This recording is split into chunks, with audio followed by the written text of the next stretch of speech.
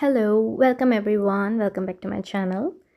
Today we are doing spheres and hemispheres, finding the volume and surface area.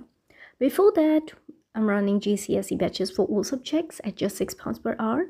And if you're looking for classes for any subject from any year, from year 1 to year 13, that is till A levels, you can just drop us an email at exactacademy@gmail.com. Also, if you're looking for free worksheets, it's available at exactacademy.com. So let me start with this. A sphere has only one surface, one whole curved surface, and only it's defined by one dimension, which is its radius. So obviously this radius will remain same throughout. So whether you go like vertically or horizontally, the r remains exactly the same. So if I want to calculate the total surface area, it's going to be the surface area of the one surface only, and that's actually 4 pi r squared. So surface area of a sphere is 4 pi r squared. Obviously, a unit will be in centimeter squared or meter squared because it's a surface area. If we want to calculate the volume of a sphere, is going to be 4 over 3 pi r cubed. So total volume is going to be 4 over 3 pi r cubed. This is how you can calculate the total surface area and volume. As I've already explained in my previous video, volume is basically the total space covered by a particular 3D object. Now, if I cut this from the center, that means into equal halves, so it has to be a horizontal plane when I'll cut it, and we can say if I cut through the center, then I'll get two equal parts of a sphere, and that's your hemisphere. So hemisphere looks like this, like a bowl shaped. But if you're gonna, this is the most misconception generally, because I have tutored many students and I'm teaching also. So this is the most common mistake a student make is whenever I ask that, see, the total surface area of a sphere is 4 pi squared, then what should be the total surface area of a hemisphere? So answer is always 2 pi r squared, that is the half of the sphere. No, I'm again repeating, the total surface area is the area of all the surfaces. In sphere, we have only one surface. But now, since I have divided, you can clearly see I do have two surfaces, and this is represented by two different colors. This is surface 1 and this is surface 2. Surface 2 is your curved surface that has been now, you can say it has been cut into two equal halves. So this curved surface is now the half of the actual sphere's surface. So the total surface area of the sphere was 4 pi r squared. Area of this half, this curved part only, this dark green one, is 2 pi r squared, half of the 4 pi r squared. And this one is basically a circle, a simple circle having a radius r. So area of any circle is pi r squared. So this is pi r squared. And total surface area will become 4 pi r squared plus pi r squared, which is 3 pi r squared. If I talk about the volume, so volume definitely works similar. That means if x is the volume of any object, and if I divide into three equal parts or three parts, so when I add them up, it should be equals to x. Similarly, hemisphere is equal half of a sphere. A sphere is 4 over 3 pi r cubed. So volume of hemisphere would definitely be half of it, which is 2 over 3 pi r cubed. So to understand the total surface area, curved surface area, or the volume, that's all in the sphere and hemisphere. Let me do some questions to understand everything properly and with more clarity how to solve such questions. The first question says, find the total surface area and the volume of following sphere with diameter 10 centimeters.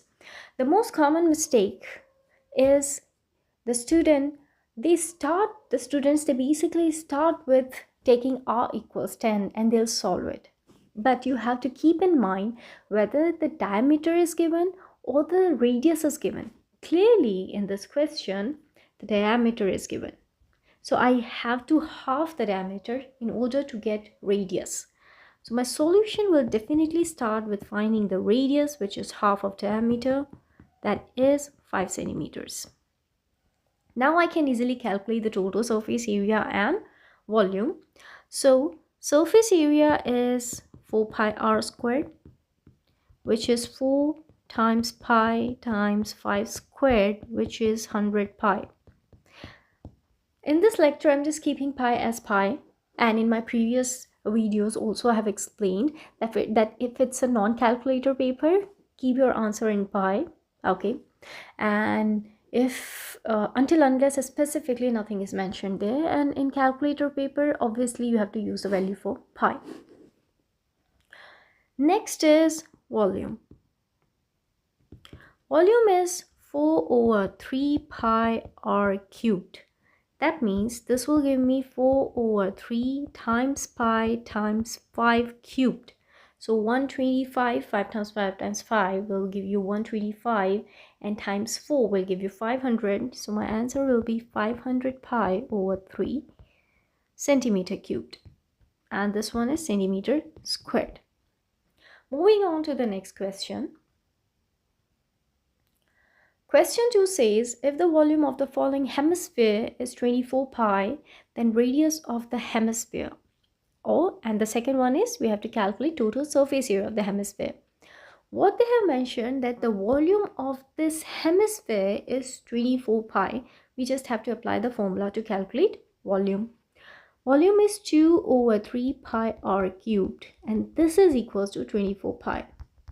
I'll cancel pi and pi. R cubed is equals to 24 times 3 over 2, and r cubed is equals to 36. Now I just need to cube root it. So r is equals to 3.3 centimeters. Now total surface area, well, because our r is in decimal, so in this question we can put the value of pi as well.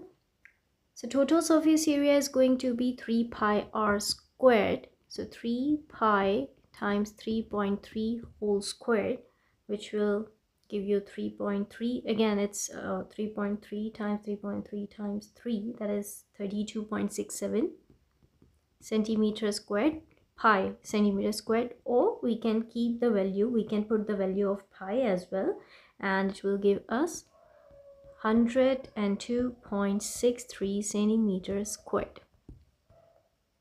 Okay, so either we can keep the value of, don't write the value of pi, or we can write the value of pi as well. So again, as I explained, it all depends on your paper and what they are asking. Now question 3 says, a sphere of radius 8 centimeters is melted to form 8 small spheres of equal size. Calculate the radius of each sphere. So there is a big sphere, and this big sphere basically has a radius of 8 centimeters. And now this one is basically, you can say, melted and formed, converted into 8 equal spheres. The radius of this sphere is given as 8 centimeters, and then this is converted into 8 small equal spheres. We have to calculate the radius of those spheres. They all have the same value, same radius. So whenever I am melting something, or something has been melted, the volume remains exactly the same. That's the important thing. Surface area will change, obviously, but the volume of that remains exactly the same, which means I can say that volume of bigger sphere is equals to sum of volume of all sphere.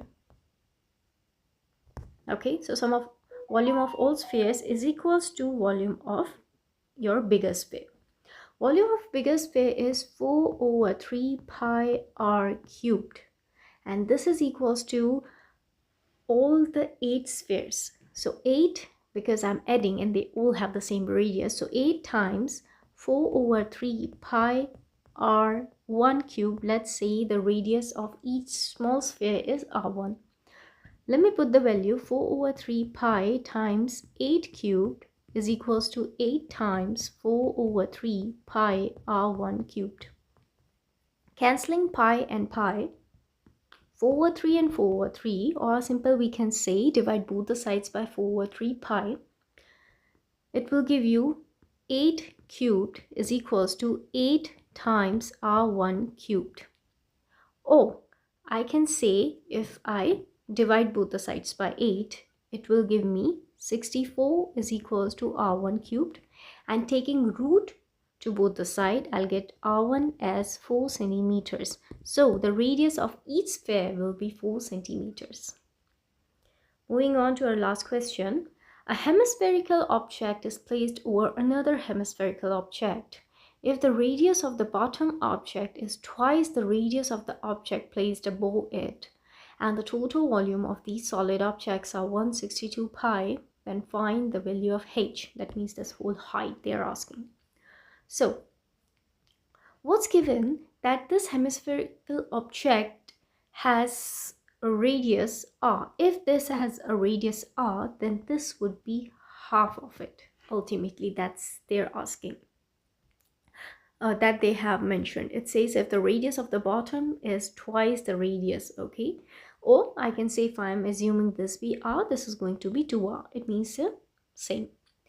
Their total volume is 162 pi. We know the volume of upper sphere will be 2 over 3 pi r cubed.